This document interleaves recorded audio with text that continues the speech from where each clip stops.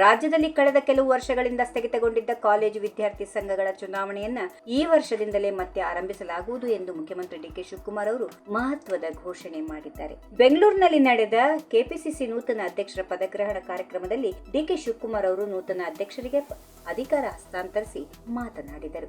ಇದೇ ವೇಳೆ ತಮ್ಮ 4 ವರ್ಷಗಳ ಅಧಿಕಾರಾವಧಿಯ ದಿನಗಳನ್ನು ನೆನೆದು ಅವರು ಕೊಂಚ ಭಾವುಕರಾದರು. ನನಗೆ 2020 ಮಾರ್ಚ್ 10ರಂದು ಅಖಿಲ ಭಾರತ ಕಾಂಗ್ರೆಸ್ ಸಮಿತಿಯ ಅಂದಿನ ಅಧ್ಯಕ್ಷರಾಗಿದ್ದ ಸೋನಿಯಾ ಗಾಂಧಿ ಅವರು ಪಕ್ಷದ ರಾಜ್ಯ ಸಾರಥ್ಯವನ್ನ ನೀಡಿದ್ದರು. ಅಂದಿನಿಂದ ಇಂದಿನವರೆಗೆ ನಿಮ್ಮೆಲ್ಲರ ವಿಶ್ವಾಸ, ಪ್ರೀತಿ ಮತ್ತು ನಿರಂತರ ಸಹಕಾರದಿಂದ ನಾನು ಪ್ರಾಮಾಣಿಕವಾಗಿ ಸೇವೆ ಮಾಡಿದ್ದೇನೆ. ನಾನು ಕೂಡ ಒಬ್ಬ ಸಾಮಾನ್ಯ ಮನುಷ್ಯ. ಈ 4 ವರ್ಷಗಳ ಸುದೀರ್ಘ ಪ್ರಯಾಣದಲ್ಲಿ ನನ್ನ ಕೈಯಿಂದಲೂ ಕೆಲವು ತಪ್ಪುಗಳು ಆಗಿರಬಹುದು.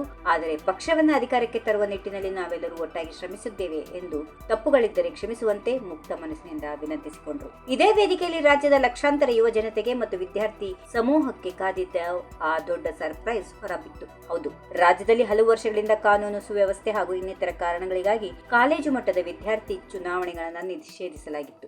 ಆದರೆ ಯುವ ಪೀಳಿಗೆಯಲ್ಲಿ ನಾಯಕತ್ವದ ಗುಣಗಳನ್ನು ಬೆಳೆಸಲು ವಿದ್ಯಾರ್ಥಿ ಚುನಾವಣೆಗಳು ಅತಿ ಅಗತ್ಯ ಎಂದು ಪ್ರತಿಪಾದಿಸಿದ ಡಿಕೆ ಶಿವಕುಮಾರ್ ರಾಜ್ಯದಲ್ಲಿ ನೆಲೆಸಿರುವ ವಿದ್ಯಾರ್ಥಿ ಚುನಾವಣೆಯನ್ನ ಈ ವರ್ಷದಿಂದಲೇ ಕಡ್ಡಾಯವಾಗಿ ಆರಂಭಿಸುತ್ತೇವೆ ಎಂದು ಸ್ಪಷ್ಟಪಡಿಸಿದರು. ಈ ನಿರ್ಧಾರದ ಪ್ರಮುಖ ಉದ್ದೇಶಗಳು ಏನು ಎನ್ನುವುದನ್ನು ನೋಡೋಣ. ವಿದ್ಯಾರ್ಥಿ ಸಂಘಗಳ ಚುನಾವಣೆಗಳನ್ನ ಮತ್ತೆ ತರುತ್ತಿರುವುದು.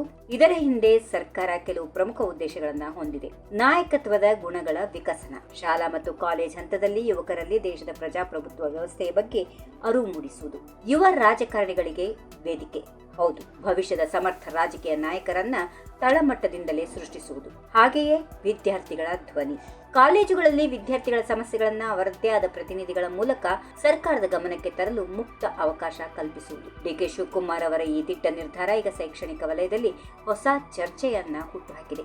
ಒಂದು ಕಡೆ ವಿದ್ಯಾರ್ಥಿ ಸಂಘಟನೆಗಳು ಈ ನಿರ್ಧಾರವನ್ನ ಅತ್ಯಂತ ಸಡಗರದಿಂದ ಸ್ವಾಗತಿಸ್ತಾ ಇದ್ರೆ, ಮತ್ತೊಂದು ಕಡೆ ಕಾಲೇಜ್ ಕ್ಯಾಂಪಸ್ಗಳಲ್ಲಿ ಶಾಂತಿ ಮತ್ತು ಶಿಸ್ತು ಕಾಪಾಡುವ ಸವಾಲು ಕೂಡ ಸರ್ಕಾರದ ಮುಂದೆ ಇದೆ. ಏನೇ ಆಗಲಿ, ಈ ವರ್ಷದ ಶೈಕ್ಷಣಿಕ ಸಾಲಿನಿಂದ ಕಾಲೇಜುಗಳಲ್ಲಿ ಮತ್ತೆ ಚುನಾವಣಾ ಹಬ್ಬ ಶುರುವಾಗೋದಂತೂ ಗ್ಯಾರಂಟಿ. ಇದಾಗಿತ್ತು ಈ ಹೊತ್ತಿನ ವಿಶೇಷ ಸುದ್ದಿ. ನಿರಂತರ ಅಪ್ಡೇಟ್ಗಳಿಗಾಗಿ ನೋಡ್ತಾ ಇರಿ ನಮ್ಮ ಚಾನೆಲ್. ಧನ್ಯವಾದಗಳು. If you like this video, ಬೇಗ ಲೈಕ್ ಮಾಡಿ, ಕಾಮೆಂಟ್ ಮಾಡಿ, ಶೇರ್ ಮಾಡಿ ಹಾಗೂ ಯೋಯೋ ಟಿವಿ ಕನ್ನಡವನ್ನು ಸಬ್ಸ್ಕ್ರೈಬ್ ಮಾಡಿ.